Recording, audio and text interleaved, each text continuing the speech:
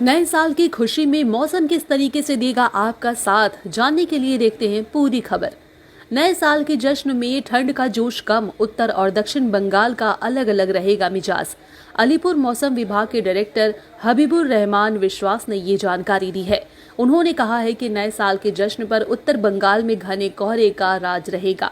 दार्जिलिंग, जलपाईगुड़ी, कूच बिहार और उत्तर दिनाजपुर में कोहरे का ज्यादा असर दिखेगा। दृश्यता कई जगहों पर 200 मीटर में से कम और कुछ इलाकों में 50 मीटर तक हो सकती है। ठंड का हल्का असर बरकरार रहेगा। बात करें दक्षिण बंगाल की, तो दक्षिण बंगाल में ठंड की कमी, न्यूनतम तापमान सामान्य 2 से 4 डिग्री से ज्यादा रहेगी। अगले 2 से 3 दिनों में 2 से 3 डिग्री तापमान कम होने की संभावना है। बात करें कोलकाता की, तो नए साल के पहले दिन तापमान 15 डिग्री सेल्सियस तक जा सकता है। आसमान साफ रहेगा और हल्का घना कोहरा छाया रहेगा। आसमान में धुंध देखने को मिल सकता है। इसके साथ ही मौसम विभाग ने चेतावनी भी दी है। उत्तर बंगाल में दृश्यता के कम होने से यात्रा में सतर्कता बरतने की सलाह दी गई है। दक्षिण बंगाल के लोग साफ और खुशनुमा मौसम में नए साल का स्वागत कर सकते हैं। क्या कुछ अपडेट देते हुए अलीपुर मौसम विभाग की ओर से बताया गया है, आइए जानते हैं। আমাদের গত 24 ঘন্টাতে তো শুষ্ক আবহাওয়াই ছিল।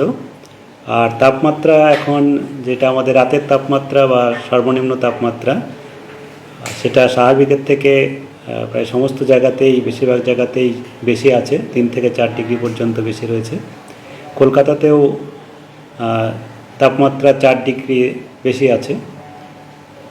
17.8 ডিগ্রি ছিল আজকে সকালে। আর আগামী কয়েকদিনের যে আবহাওয়ার পূর্বাভাস, তাতে আগামী কয়েকদিন আমাদের সমস্ত জেলাতেই শুষ্ক আবহাওয়াই থাকবে।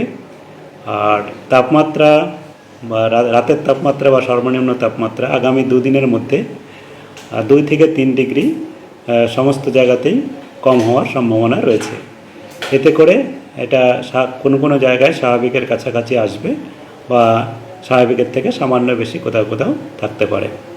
যেমন কলকাতাতে আগামী 24 ঘন্টায় আমাদের সর্বনিম্ন তাপমাত্রা দেওয়া হয়েছে কাল 16 ডিগ্রি, তারপরে 15 ডিগ্রি, আর এই 15 ডিগ্রি তারপরে আরও 2-3 দিন থাকার সম্ভাবনা রয়েছে। উত্তরবঙ্গের যে কিছু কিছু জেলায় হালকা থেকে মাঝারি কুয়াশা হওয়ার সম্ভাবনা রয়েছে। ঘন কুয়াশাও 1-2 জায়গায় হতে পারে।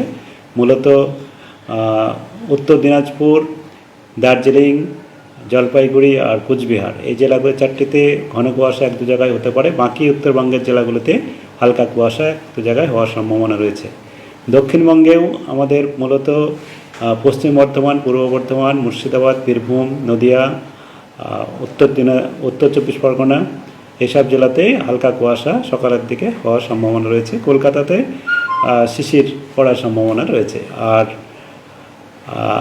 কলকাতাতে মূলত আবহাওয়া সেটা মূলত পরিষ্কার আকাশেই থাকবে আগামী 2-3 দিনে। আপনার যেটা রয়েছে এখন আমাদের উত্তর পশ্চিমের হাওয়াই রয়েছে, কিন্তু অতটা জোরালো নয়। আর যেহেতু পশ্চিমী ঝঞ্ঝা একটার পর একটা যাচ্ছে, তাতে করে কিছুটা ময়েশ্চার আপার লেভেলে এবং লোয়ার লেভেল, মিড লেভেলেও রয়েছে। যার জন্যে আজকে যদি আমরা দেখি, উত্তরবঙ্গের কিছু কিছু জায়গায় কিছুটা কুয়াশা অনেক সময় পর্যন্তই ছিল এবং উপরের দিকে কিছুটা ময়েশ্চার থাকার জন্যে টেম্পারেচার খুব বেশি না, একই সঙ্গে খুব বেশি নামার সম্ভাবনা থাকছে না। তবে আগামী 2 দিনে টেম্পারেচার, যেমন বললাম, 2 থেকে 3 ডিগ্রি পর্যন্ত নেমে যাওয়ার সম্ভাবনা রয়েছে।